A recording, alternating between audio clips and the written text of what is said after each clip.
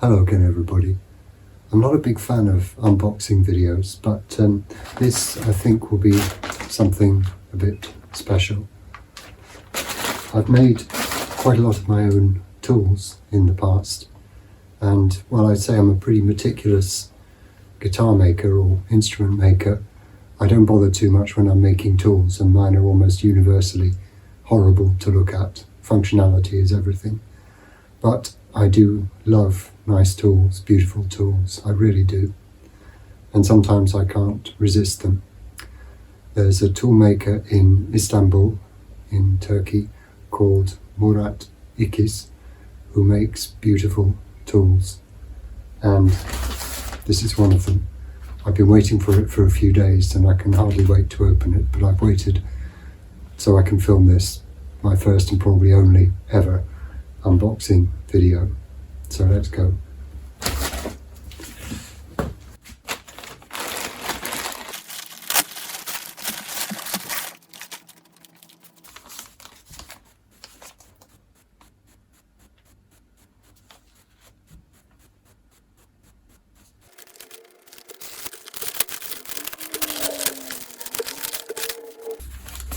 Very well packaged, very nice indeed. Handmade in Turkey, high quality. Actually, Turkey is now pronounced something different. I can't, Turkey or something like that. I think they're trying to rebrand.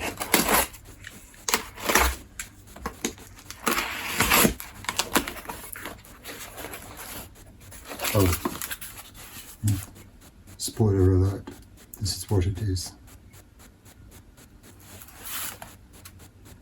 Rosette circle cutter for a guitar maker.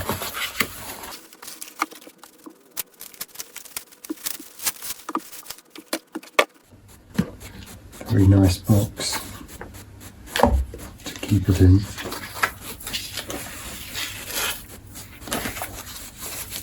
Oh, now look at this.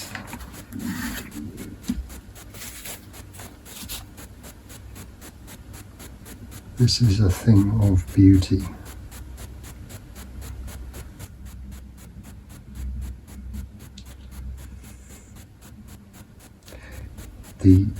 By default, the shaft here in the middle is 5mm, but I have a load of tools which I bought in the US, and they're based on 1/4 inch. So, for example, my Dremel cutter and things like that. So I asked if he could possibly make one 6.35mm, so 1/4 inch, and he's basically done both.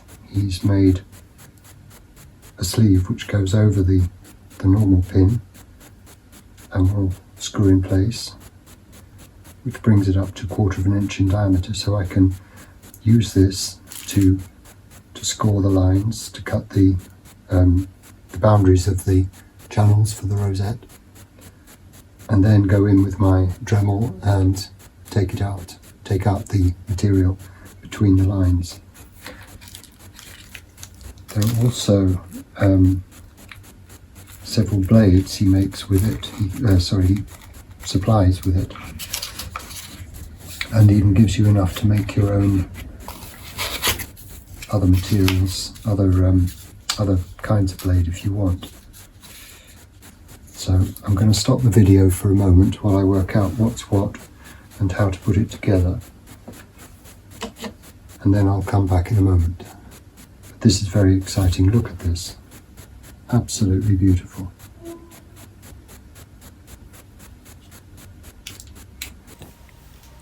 Okay, so here's the thing assembled, which I'll come on to in a moment. And this is what comes with it, sort of in addition to the thing itself. So there are 2 spare blades and a length of tool steel for you to make your own, for example, a double bevel blade or something else. There's a spare retaining screw for what I think the only place it fits is here, which is obviously a very crucial one. If you lose that, then you lose the whole function of the thing. And the Allen key there is just for the little bolt that holds the sleeve onto the 5mm pin, which wouldn't normally come with it, but as I said, this was a special request which Murat was kind enough to honour for me. Anyway, I'll set the camera up and point out the features of the cutter itself.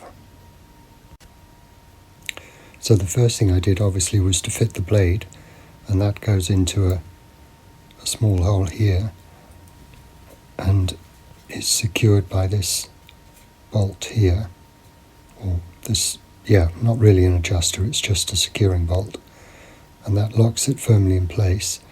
Then this part was also separate when it came, but acts, I think, as a something you turn it by. So this top part is the pivot, obviously, and you can hold on to this to turn the thing around. But I think also it's set up so that it acts as a lock on the blade, so the blade can't ride up and make the cut more shallow.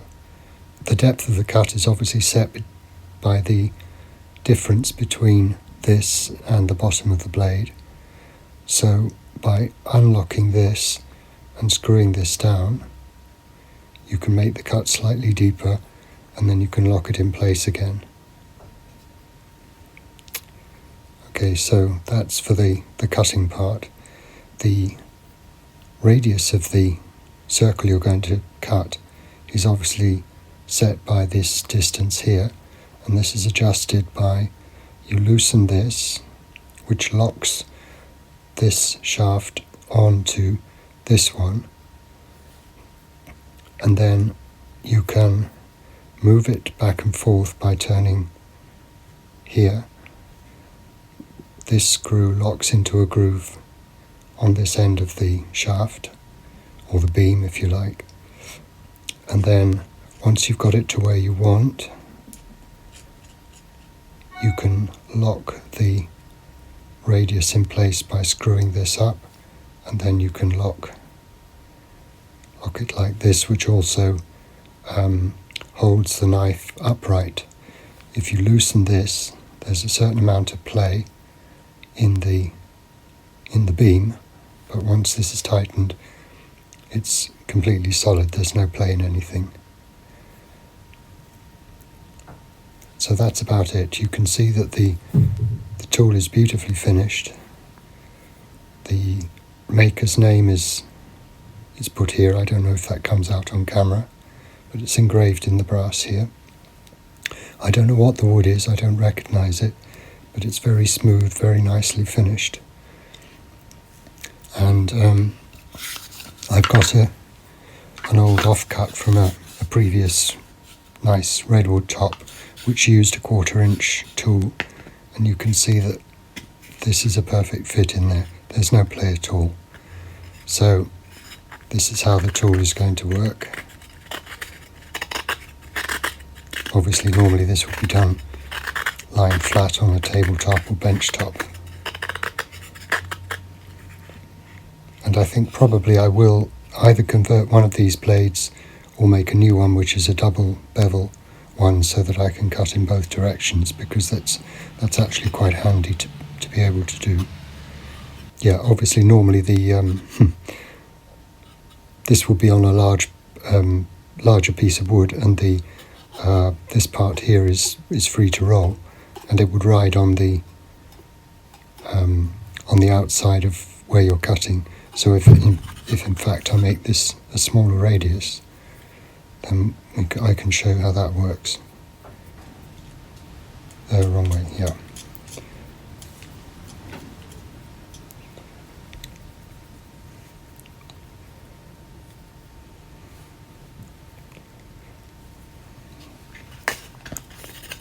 So, okay, and now the knife blade is actually a little too high, but lock the blade in place, and there we go.